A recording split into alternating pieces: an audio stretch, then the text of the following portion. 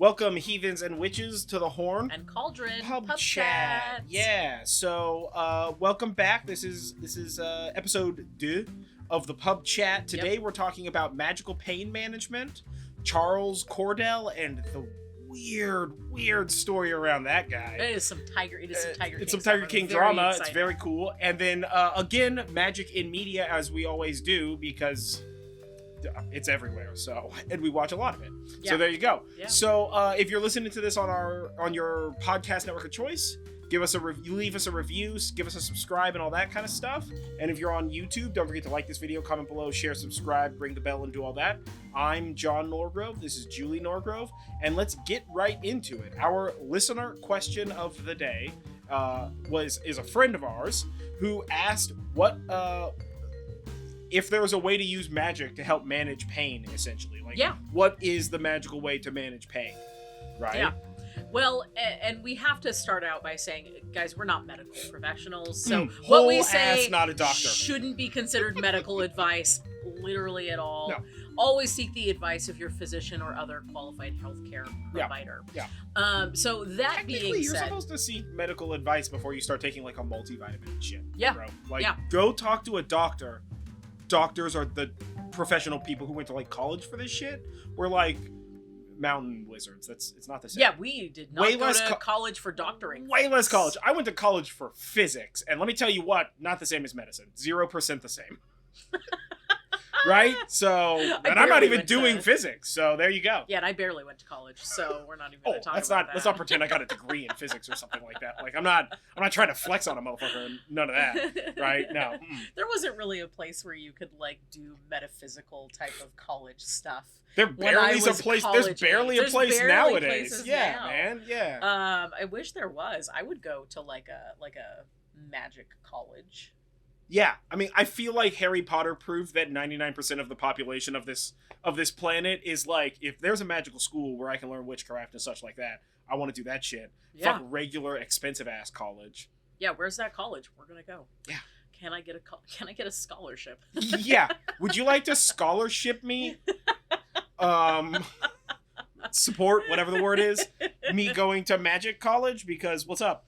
Yeah. Anyway, don't treat our advice as doctors. We are definitely not doctors. No. We cannot give medical advice. No. So that being said, this is for entertainment purposes only.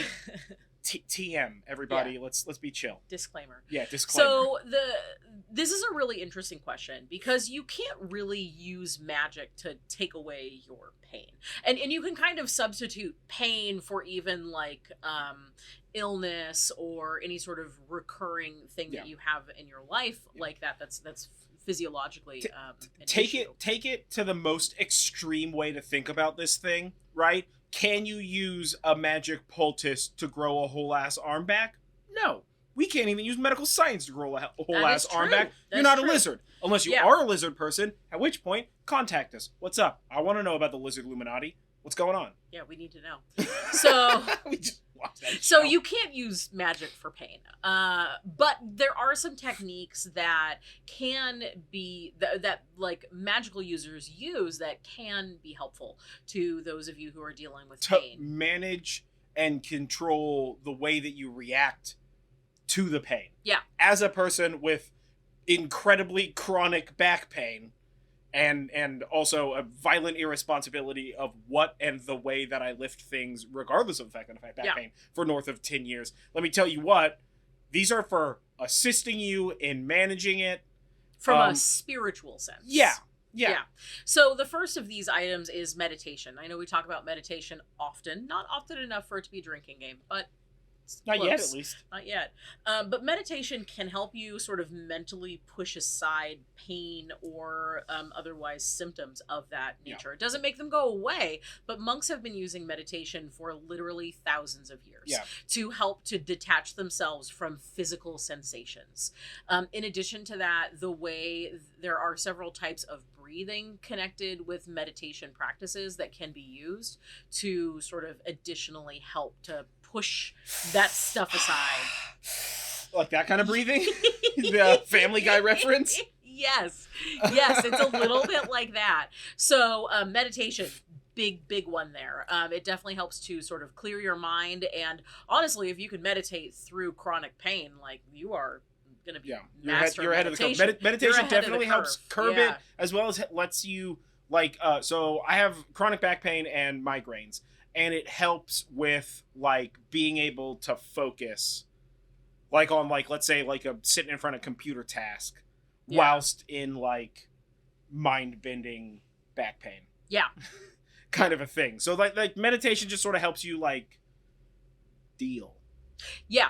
And as a lady, I have particularly awful moon time cramps, so meditation definitely helps with that. So does taking, like, ritual baths and that sort of shark thing attacks. too. Why aren't people calling these shark attacks? Isn't that way cooler sounding? I mean, moon time cramps is pretty rad, but, like, shark attacks, because it's Shark Week. I mean, yeah. Shark attacks sounds way cool, right? Yeah, but then what if people confuse that with an actual shark attack? That's a thing that happens. Yeah, we live in an area of the world where shark attacks are a thing. If you don't live in a place where shark attacks happen, would you use the term shark attacks? Question of the day. Put in the comments in the below part. Dracula drips. Okay, I'm done. No, that's. I'm sorry. Shark attack is a fun reference. Dracula drips is vulgar. This is a family establishment. It came out of my mouth, and I was like, "Ew." Yeah, that's immediately regrettable. I'm sorry. Sorry, everyone. Anyways, so aside from meditation, you can also try petitioning certain deities. So you can try to petition Buddha to sort of help yourself mentally tune out the suffering on this plane of existence. Yeah, the reality that the gods forgot. Exactly. Hephaestus can help to lessen your pain and help you to learn to live with a recurring condition.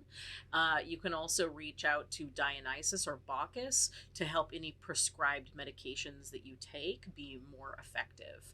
And you could probably, pass that into, like, aspirin, ibuprofen. But again, we're not doctors. We're not telling you what to do. This is not medical advice. Yeah. And you can also, of course, petition any patron deity of yours for guidance on a specific act of the symptoms that you're feeling. Yes. Of the symptoms that you feel. Act of the symptom. It's Act 3, guys. Everybody watch out. This is where shit gets real dramatic. We're already there. Full drama. Full drama. So you can petition any patron deity of yours to sort of help with specific aspects of the symptoms, or to inspire you to keep with your doctor prescribed routine, or anything like that. Yeah. However, sort of one caveat here when working with deities is most deities are not, and also ancestors work in the same way. Most spirits, whether they are deities or spirit guides or whatever they are not here for a pity party. And it is important that to think about this is, if you were telling your friends about, this pain that you've been having or something like that, they're definitely going to be here to, like, be your shoulder to lean on, for you to vent to, and to help you however they can. Yeah. But with a deity, especially if they're giving you sort of advice or trying to inspire you to do something specific, like maybe take your meds on time or stretch every day or whatever the thing is, if you're not doing that, they're going to be less likely to help you in the future, particularly deities from the Norse and Celtic pantheons. Yeah. Deities from those pantheons really, really highly prize that people are strong, and that they're making active their own in the participation of the thing that you're asking for. Yeah. And honestly, this isn't even a deity thing, right? Like, this is even you think about this, like, even if the doctor is like, hey, do you have pain? Stretch more often. The pain's gonna go away. You come back 6 months later and you're like, the pain is worse than ever, and the doctor's like, have you been stretching? And you're like, nah, I decided not to do that. And the doctor's gonna be like, well, WTF, bro? Yeah. What? Like, we talked about this already. So, like, when you think about this, it's more than just, like, deity stuff. Although this does definitely apply to, like, deity stuff, where it's like, like, you need to take, like, if you get the sign that stretching's the solution, or you get the sign that, like, meditation's the solution, but you're not meditating or you're not stretching, then, like, of course you're going to get a bad outcome, bro. Like, that's how that works. Arguably, the same logic could be applied to if your doctor prescribed you a pill to help with a condition, and you're just like, I'm not going to take that pill. I don't like taking pills. Yeah. Well, then the condition's not going to get better, right? Like, this is it's like linear ass logic that I feel like is often glanced over when we talk about like quote petitioning deities unquote, right? It's like if you're not bringing the minimum amount of thunder, then lightning is not clapping. You know what I'm saying? Even though those things are backwards. Follow through is the thing. Yeah, that's what I'm saying. Commitment but and follow crazy. Through. So that's the listener question. Let's move on to something a little bit more upbeat. Yeah. Well. Yeah. So this week in story time, we're talking about Charles Cordell. So in the last full-length episode, we had our deep dive on Book of Shadows and Grimoires, and in it we talked about Book of Shadows being the first one being written by Gerald Gardner and Doreen Valiente, who are sort of the founders of Wicca, and that after Gerald Gardner's death, his rival Charles Cordell published parts of their Book of Shadows. So I'm here to talk about this today. Charlie Cardell. Because it is some legitimate Tiger King stuff. Yeah, it's like, this is insanity. So Charles Cordell was Gerald Gardner's rival, and not only did he publish part of the Book of Shadows under a pseudonym name, but Charles wasn't originally named Cordell. He took the last name Cordell when he became a stage musician and a psychologist. Magician. Yes. A stage magician. Stage magician. Yeah, stage musician, not weird. Oh, did I say musician? Stage magician, liars. Yeah, so he became a stage magician and a psychologist. I almost did it again. Jeez, what is... If I'm not pronouncing something wrong during an episode, what even are we here for? That's fair. That's fair. That's fair. I'm not saying that I'm pronouncing it right, by the way. I'm just literally reading the thing that's on the screen that clearly has an A, not a U. Yeah, so he became a stage magician and a psychologist. And it wasn't long after that that he met a woman named Mary Edwards. And it's unclear what exactly Mary and Charles were like into, but basically, like what their relationship yes, well, she was not his sister, but after meeting him, she decided to change her name to Cordell, and they claimed to be siblings. Oh, that's gross and concerning. Yeah, we don't... Or maybe it's not. Honest to God, yeah. I don't know. I don't know. I'm sure that there's information out there somewhere. Do you know the secret life of Charlie Cardell and his sister, Weird Mary? Let us know. Comment below. So together, Charles and Mary sold magical potions and charms at Cordell's estate in England. And eventually they met Gerald Gardner and his coven. Like, in my mind, they just live like right down the row, and they're like getting mail, and they're like, oh, hey. So was Gerald Gardner English? Yes. Oh. Yes. So after a while of basically hanging out with Gerald Gardner, Charles had a falling out because Cordell was unhappy with Gardner's publicity, kind of hinting that Gardner sold out. And so Cordell went and he started his own coven. And his own coven primarily worshipped a deity called Atho, A-T-H-O. He had a carved wooden statue of Atho's head, which he claimed to be like 2,200 years old. And this is like super, like primitive art, but like very intricate. Is Atho an actual ass deity? We're gonna get there. Okay. So this secret time. I've never heard that name. But I mean, I don't know everything. So he claimed it to be like 2,200 years old and sort of like the progenitor of pre-Christian, primarily like Gaelic type and Celtic type magic. So he's like, this is the pre-horned god and the pre-Dagda and all that other kind of stuff. And Cordell also had other magical artifacts that he claimed to date from pre-Christian times. Yeah. I mean, I'm gonna tell you what. That sounds like a Ponzi scheme. Like, it sounds like a scam. When he's like, who do you worship? The horned god?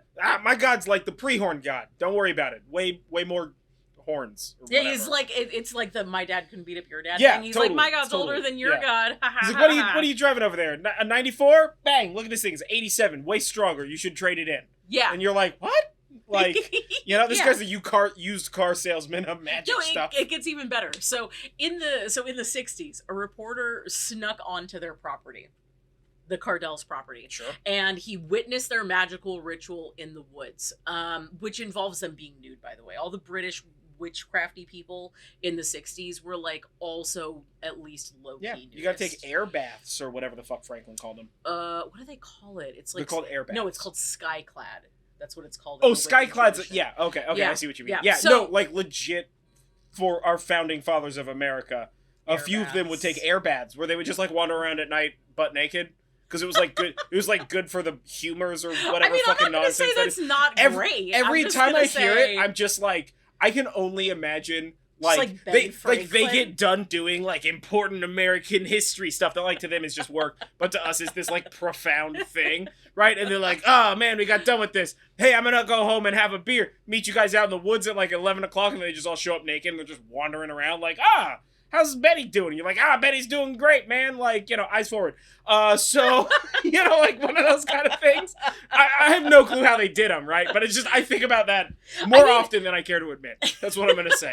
I think about naked founding fathers more often than I care to admit. That sounds like that would be great because we like live in the middle of nowhere. Yeah. And we live in like a really totally nice do climate. Air baths out here. But nobody's fucking the thing that I am concerned about is mosquitoes because we have mosquitoes out here. Oh yeah, you get like chewed up by mosquitoes. And I get like chewed up. Like I have a mosquito bite on my arm now. Last week I had one on my toe because it's cold, so like I'm wearing more and longer clothes, so they're just trying to get at the areas that are exposed, and apparently that was one of my toes. You just gotta bathe in citronella leaves. Gross. Just rub them all over your body. Anyway, in the 60s, a reporter stuck onto their property, and he witnessed their magical ritual in the woods, and then he published it in the London Evening News, and was like, look at this witchcraft in the woods, or whatever it was. And the Cardells were pissed, and kind of rightfully so. Yeah. So the Cardells sued the reporter and the London Evening News for libel, all the while talking smack about the reporter and about the London Evening News. Now, during this court case, the Cardells claimed that they were only doing magic stuff, witchcraft stuff, to try and expose Gardner for being a fake. And Gardner's just over here in his own happy land. Not at all part Wicca, of this shit, yeah. Right? So they're trying to expose him for being a fake, and they basically talked so much smack about the London Evening News and this reporter that the London Evening News countersued them, and not only did the Cardells lose the original libel case, but they also were found guilty of libel against London Evening News. This was such a big deal that Cordell had to sell off most of his estate to pay the bills about this court case. And not only that, they were basically forced to live in quote unquote a caravan in one of their fields on the estate that he previously owned. So he basically had to sell everything except for a field and then lived in a tent. I mean, like, he fucked around and found out. He really did. Bro, now, what are you doing? If you're going to do fake magic, you had asked about Atho. Get put on blast. So after Cardell's death, and Cordell had a son. I don't know if that's with his sister or with somebody else. It is unclear. Quote, sister, unquote, definitely not related. After Cardell's death, his son revealed that the carving of Atho was actually carved by his father. Yeah. Okay. In 1967, the statue was stolen. Mm-hmm. Still gone? Still gone. Yeah, of course. Yeah. So there's actually whatever billionaire is sitting on this Atho statue. What's up, bro? No, it's better than that. Get that shit carbonated. The next chapter of this story, we're actually going to talk about in the next pub chat episode that's going to come out on February 7th, because there is a whole nother chapter to this. And in the next chapter, we're going to be talking about Charles Cordell's housekeeper, or not his housekeeper, his groundskeeper, because it's just as insane. Yeah. We're not done. Yeah. Apparently, Gardner and Cordell and their contemporaries of the time were literally the Tiger King of magic and witchcraft. And I am here for this story. Netflix. Somebody who works for Netflix. What's up? You need 2 hosts for basically Tiger King, but with magical folk? 'Cause bam. Yeah. Bam. I'm just saying. I'm putting it out there. Make that shit happen. Yeah. Yeah. So, okay, that's the part 1 of Cordell of Magic Tiger King and Gardner, weird magical Tiger King.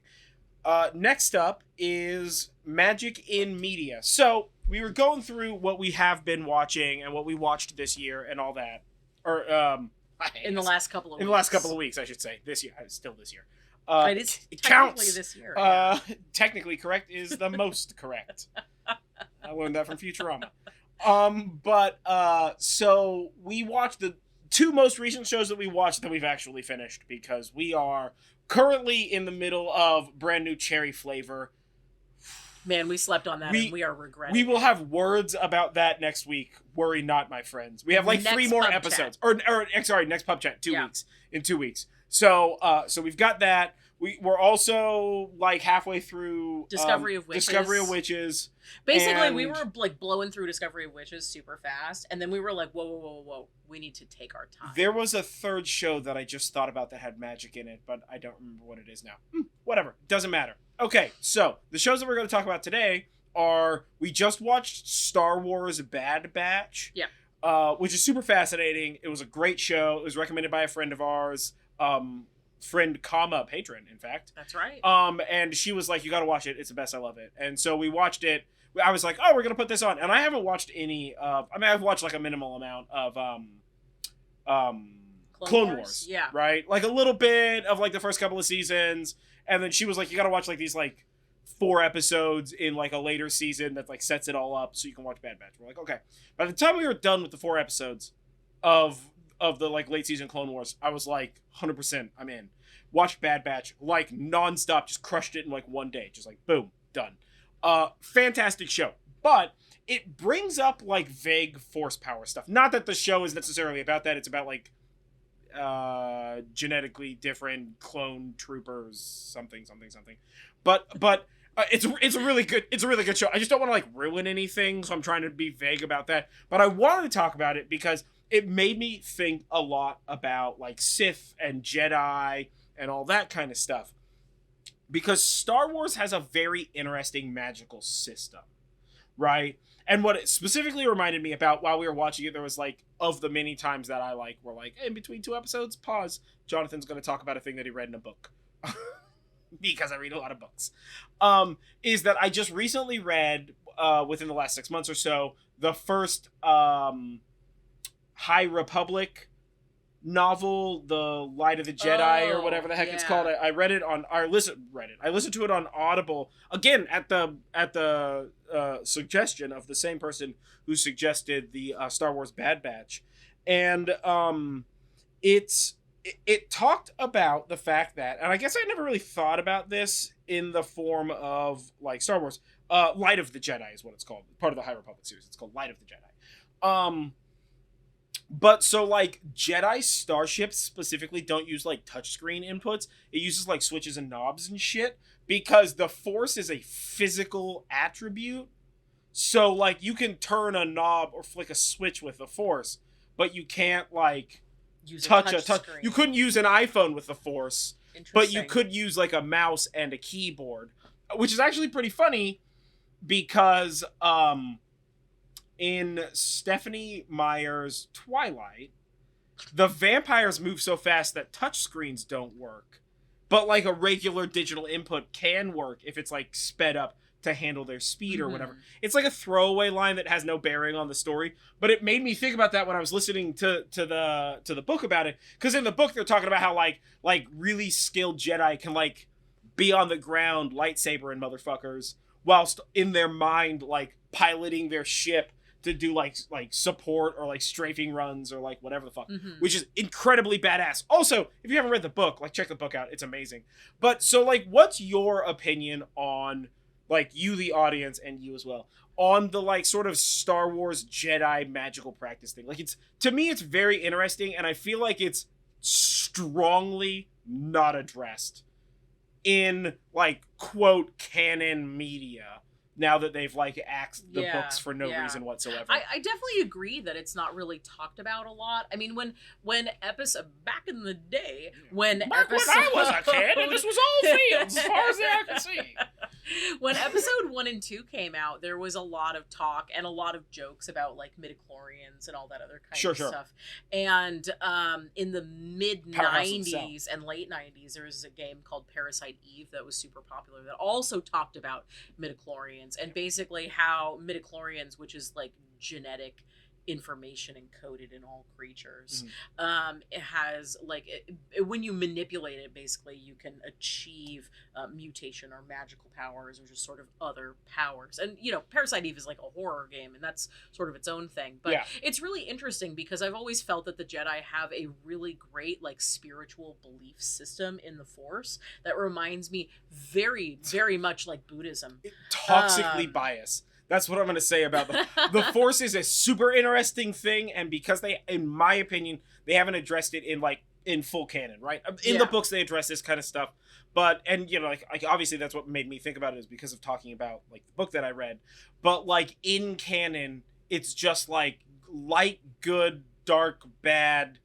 There's some sort of balance that needs to be brought, but that balance might be just kill all the bad guys. But that balance also means that you have to have the dark, and I feel like we don't get enough of that information. We don't get enough like logical things. Description of it, I feel like. And like the prequels do a fair job. I mean, the postquels are whatever happens when you set a dumpster fire on super fire, which I imagine is just like more fire, but it rides a motorcycle and it contains a jar of honey that forces you to commit adultery.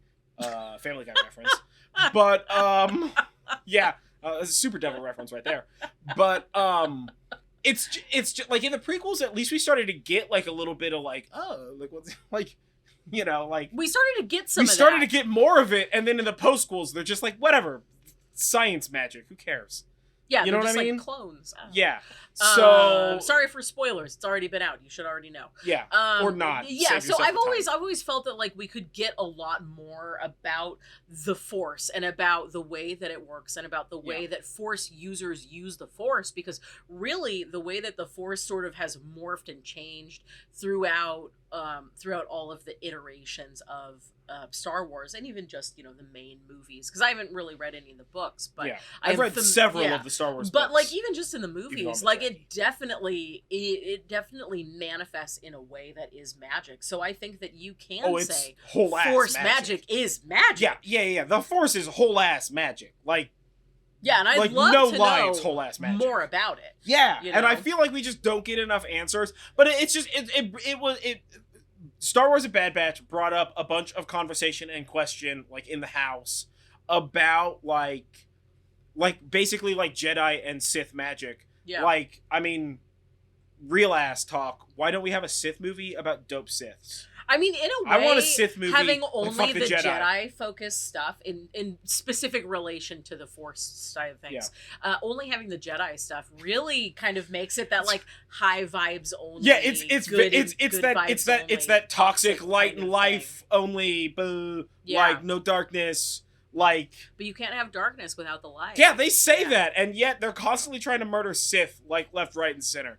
But there's also that thing where like the Sith is only ever 2, and like when there's more than 2, it's kind of a shit show, and when there's less than 2, they like find somebody, doesn't really make which sense they like to vaguely me talk about, but they also like vaguely don't. I mean, because it's very like, have you heard the story of whatever the fuck his name is? Yeah, you know? I mean, the immortal Sith in Green Lantern. There being only like one orange lantern makes sense to me, but in an entire huge universe of in a huge galaxy far away and a long time ago, it just doesn't make sense to me that you would only have 2 Sith ever. Yeah, I think when they say that they mean like 2 like prime Sith, and it's the thing where it's like at the end of whatever fucking shitty late stage Star Wars movie we have, where like the kid moves the broom with the Force or whatever the fuck that is. And you're like, fucking Jedi are coming back or whatever. And it's like, yeah, because there's not any qualifier for what the Force is. It's just like, if you're gangster, Force powers, right? Yeah. And if you're like kind of a prick about being gangster, then Sith powers. And if you're like okay with everybody just living their lives well, then Jedi. You know, like it's very like or maybe you're line. like they're not. It's not a mystery, you know. Or you're like what force inclined is what they said that Han Solo is, where he's like not a force user. See, and that's the other thing when they're like, oh, these people are like he's vague like a force or whatever. Medium. But also like, I'm sorry, what's her name got spaced and like force whatever. Let's not talk about those 3 movies.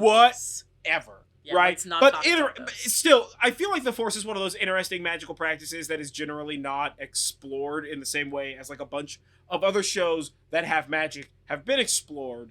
Even though Star Wars is like this big hot thing, like everybody's gangster with like Force push and like Force lightning and like lightsabers. I mean, that's but like magic like nobody wants to talk about like the system within which that universe is magic like persists. Well, and I think that some of that comes from it being like magic and science fiction sort of together.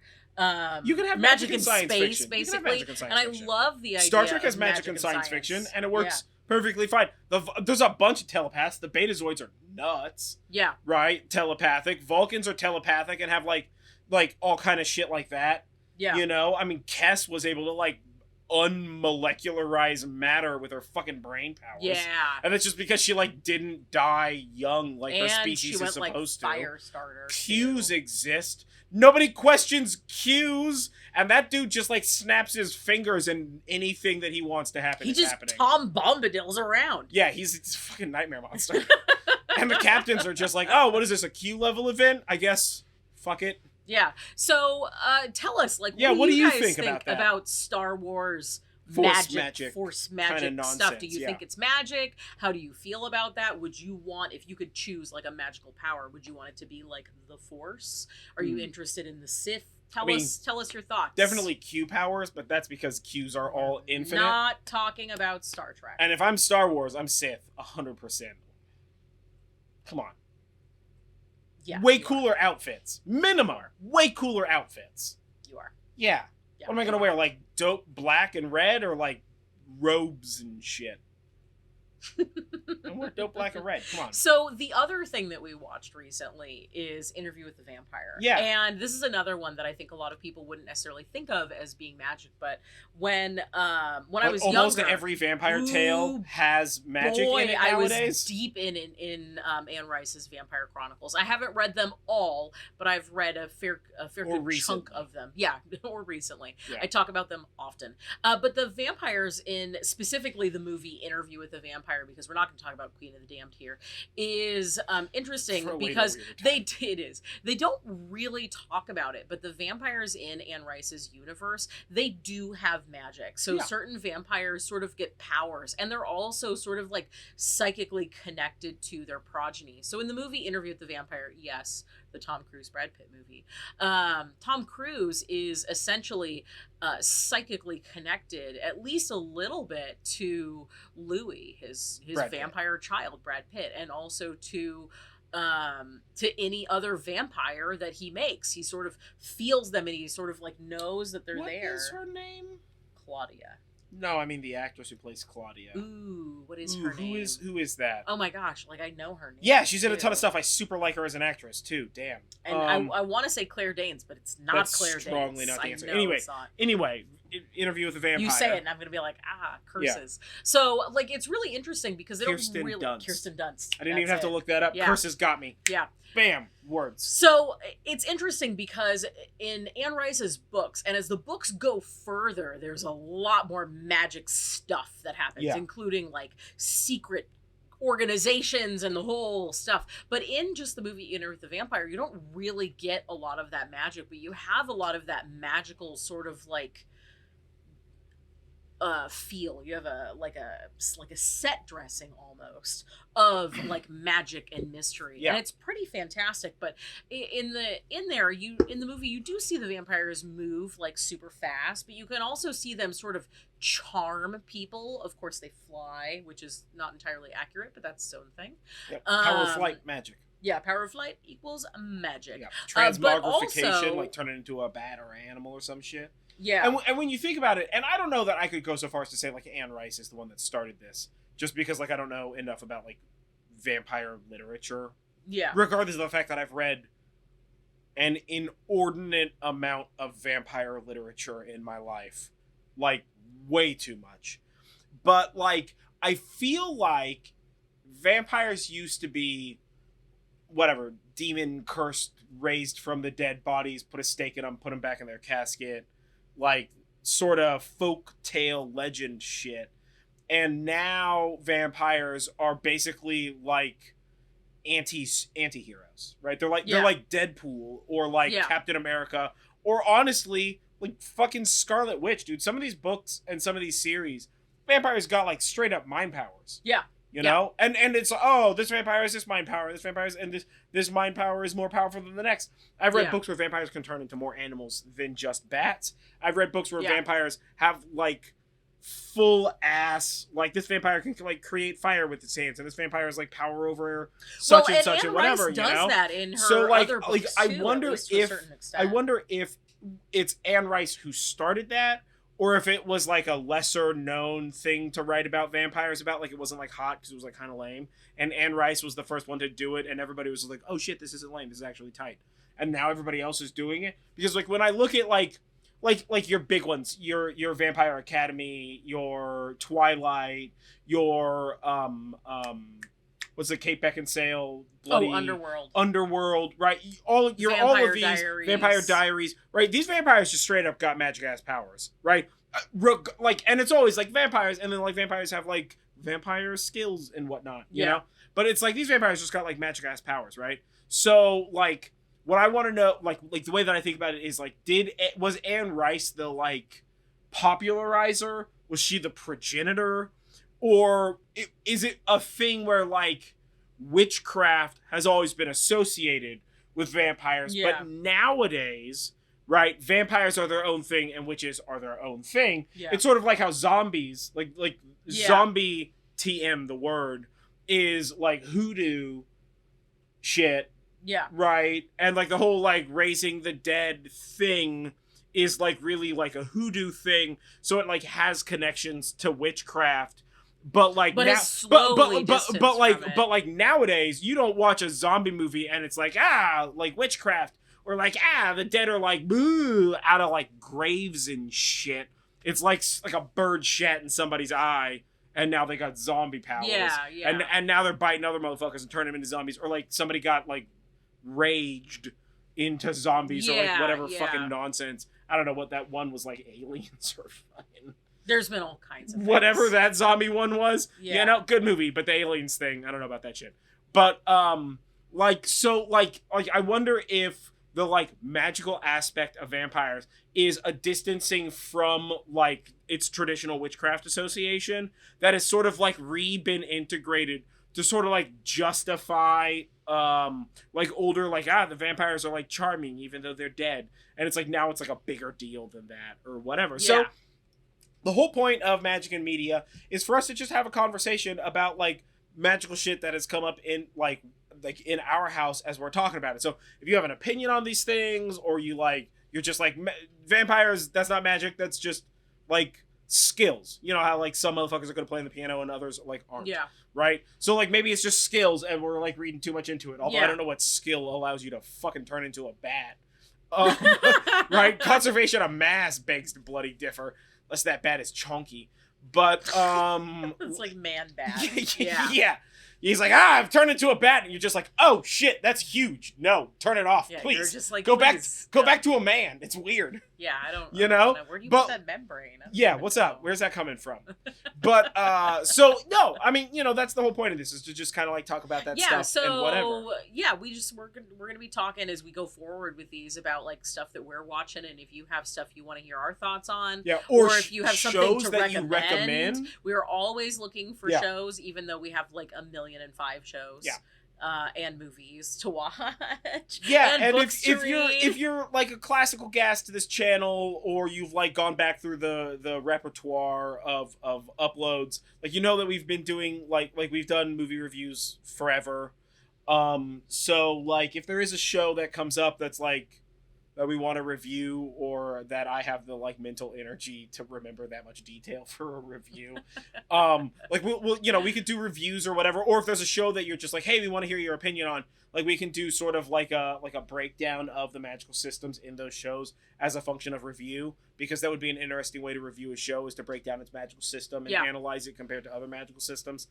Now that I'm saying that out loud, I don't want to do that work, but I mean, it's too late. It sounds fun. You've spoken it into existence. My bad. It's going to My happen bad, guys. now. But so anyway, whatever. That's magic in media, and comment below what your opinions are on this, your thoughts, and if you have something you'd recommend us watch, even if it seems like we've probably already watched it. I mean, we rewatch shows all the time. We just I've had like 3 weekends of 90s movies only. So we've watched we've rewatched like all of the great 90s movies and a bunch on Netflix that weren't as great. On Netflix again. Mostly on Netflix. I mean, we did see a little bit on Amazon and a little bit on HBO from the 90s, but there wasn't really there was less by a considerable margin.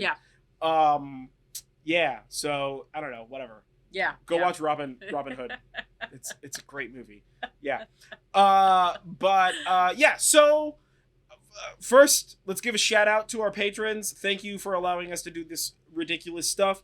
Alan, Miranda, Alexa, and Helena, you guys are awesome. Yep, you help us Keep do what we're doing. Yeah, and we have nice cameras and nice mics now and nice lights, and we're getting more cameras and we've got some new stuff we're gonna be doing. We're gonna have some new shows coming to the channel this year, starting in Q1. And for our podcast listeners that are not seeing our beautiful faces as we talk on YouTube, these will be YouTube only episodes, but they're not necessarily going to be connected to the podcast, but also some of them might be. So we will be talking about those briefly just to sort of direct you there, but we're going to have additional video only content. On our YouTube channel. And when those come out, we'll mention them in the podcast episodes and stuff, so you'll know when they come out. So, don't worry, you're still going to find out or whatever.